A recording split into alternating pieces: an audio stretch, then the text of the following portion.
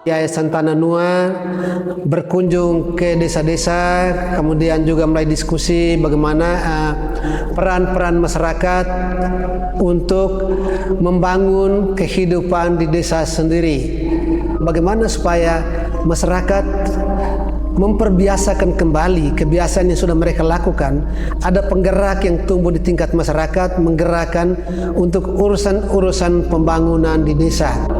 Untuk Tanah Nuang sebenarnya pembangun pimpin oleh masyarakat sebenarnya merefleksikan kembali bagaimana peran-peran masyarakat untuk mengatur kampung halamannya dalam satu irama yang langsung dikomandoi oleh masyarakat sendiri. Kami mulai mencoba untuk memperkuat kapasitas masyarakat, lalu dengan memberikan peran-peran mereka untuk mulai menjadi penggerak, mulai dengan komunitas kelompok tani.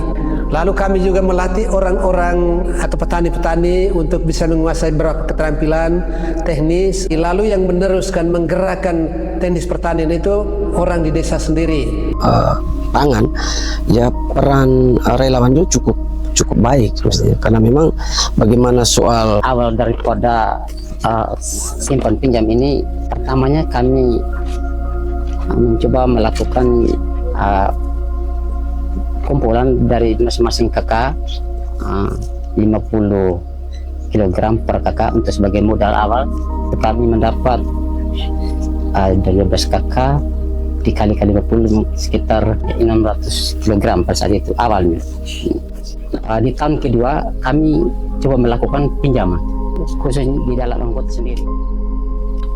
Tahun berikutnya ketika kami kali pokok ditambah dengan bunga di tahun kedua. Tahun ketiga pun sama, kami melakukan pinjaman yang hasil dari pokok dengan bunga tadi itu kami langsung beri kepada anggota juga untuk memberi pinjaman. Pada saat tahun ketiga kami sudah memberi kepada anggota luar juga. Untuk sekarang ini yang sisa di lumbung sekarang tinggal lagi 1 ton.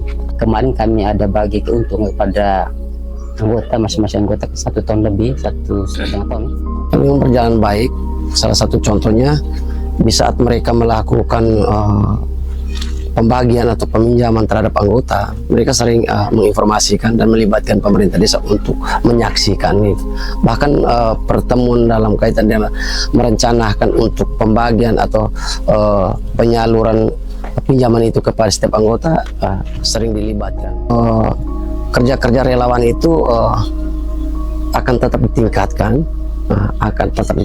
bahkan kelompok dan juga pemerintah merasa bahwa peran relawan itu sangat baik, sangat penting untuk eksistensi sebuah kelompok itu. Maka kita akan berkomunikasi dan bahkan kita menyepakati untuk membuat surat keputusan kepala desa terkait dengan relawan, sehingga kerja-kerja pemerintah soal pemberdayaan yang ada di kelompok yang menjadi objeknya adalah masyarakat atau kelompok itu bisa tersalur secara baik melalui perannya relawan. Satu untuk di desa Kebayoran Selatan mayoritas pada umumnya masyarakat petani. Tentu dari itu beberapa upaya pemerintah desa dari tahun-tahun sebelum itu sudah kita lakukan pembentukan kelompok dan pemberian SK kelompok. Dengan adanya kelompok dan juga pendampingan Tanah Nuang, dan kita berkolaborasi di dalam kelompoknya juga berjalan baik. Kami dari desa juga tidak pernah lepas dalam membentuk kelompok, akan memberi SK itu kita juga mendamping mereka dengan lewat bantuan penambahan modal ke kelompok, kondisi kelompok tani satu juga yang sudah memiliki USB unit simpan pinjam. Saya secara pribadi malah harus bersyukur ini dan harus ada pengembangan. Saya juga ikuti di kelompok itu, mendampingi juga. Saya selalu beritahu, uang itu kan ada di kita. Ya, dengan adanya USB ini, dengan kelompok yang sudah ada USB ini, saya pikir dikembangkan terus. Kita kuat Pak di sini, dan ini harus diperjuangkan terus agar supaya masyarakat satu desa ini bukan saja kelompoknya, petani yang ada di desa ini bisa punya koperasi sendiri di situ. Semenjak masuknya pendampingan dari Yayasan Tanah Nuang, kami melakukan pertemuan rutin kelompok tiap bulan. Di dalam pertemuan itu kami dilatih untuk menyusun administrasi kelompok, menyusun rencana kerja kelompok, dan Tananua juga menyiapkan sebuah ruangan belajar, dalam hal ini berupa kunjungan belajar silang di Desa Wonda, dan itu menjadi sebuah embrio atau sebuah awal mula terbitnya atau lahirnya usaha bersama simpan pinjam di kelompok kami yang biasa dikenal dengan UBSP, dan akhirnya UBSP atau usaha itu berjalan lancar sampai sekarang. Sampai sekarang ini UBSP kami masih terus berjalan dengan baik, yang berawal dari modal sebesar 3 juta yang berasal dari iuran anggota kelompok 2.500 per anggota per bulan.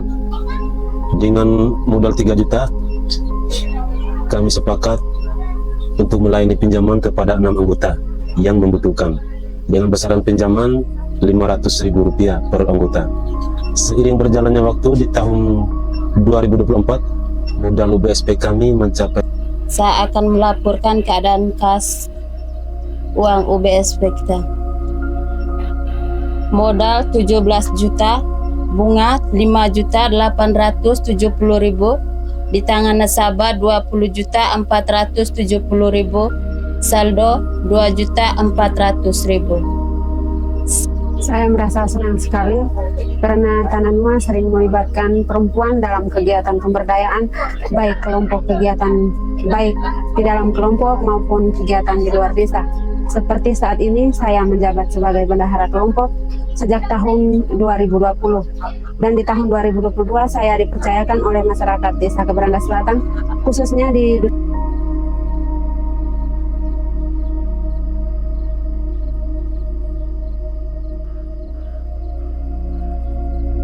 semenjak Tananua mendampingi desa kami, tepatnya di Desa Tujaja, saya dan beberapa teman orang muda, kami sadar bahwa di desa kami ada begitu banyak potensi yang bisa kami kembangkan dari alam kami. Jadi seperti pangan, tanaman komoditi, dan ternak. Tanpa kita harus merantau, sementara di tempat kami begitu banyak potensi alam yang berlimpah. Sekarang banyak orang muda, terlebih utama di Desa Tujaja, lebih memilih untuk jadi petani, membantu kelompok-kelompok tani yang memang anggotanya orang tua sudah tua. Kami melanjutkan untuk kerja kelompok masuk musim tanam. Semua orang muda diwajibkan untuk punya kebun masing-masing, dan itu sudah menjadi kesepakatan bersama untuk Desa Tujaja agar bisa mempertahankan pangan. Karena ketika kami melakukan acara ritual adat sebelum tanam itu, semua orang muda wajib mengumpulkan benih-benih lokal. Jika tidak mengumpulkan, maka tidak bisa kerja kebun. Itu menjadi kerjasamanya dari pemerintah desa, dari Muselaki, Tuan Adat, sehingga mempertahankan pangan. Harapan ke depan untuk orang-orang muda tetap semangat, karena kita berpikir daripada kita merantau, lebih baik kita manfaatkan potensi yang ada di desa kita. Yayasan Tananua Forest itu yayasan yang cukup aktif dalam bidang pemberdayaan masyarakat, di mana program-program Yayasan Tananua itu cukup menyentuh, seperti satu, pembuatan pupuk organik. Nah, untuk potensi kami di Montana Barat ini padi sawah, lahan sawah. Dari segi ketergantungan pupuk, petani selama ini memang mereka lebih berketergantungan pada pupuk anorganik. Saya sering mengikuti kegiatan pelatihan Tananua mengenai konservasi tanah, yang salah satunya adalah mengembalikan kondisi tanah yang sudah terkontaminasi kimia dengan cara pemakaian pupuk organik dan pestisida organik. Dengan itu, saya melihat salah satu peluang untuk mengusulkan ke Pemdes melalui Musdes untuk mengalokasikan dana desa sehingga dibangunnya rumah pengolahan pupuk organik.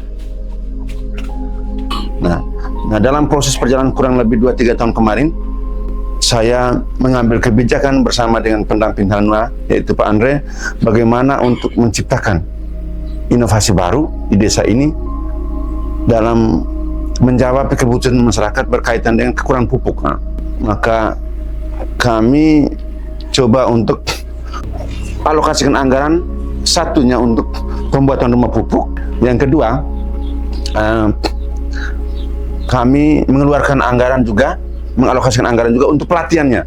Setelah punya rumah pupuk, kami buat pelatihan cara pengolahan pupuk organik yang benar dan baik, sehingga manfaatnya itu untuk masyarakat, baik itu di tingkat kelompok maupun di tingkat desa.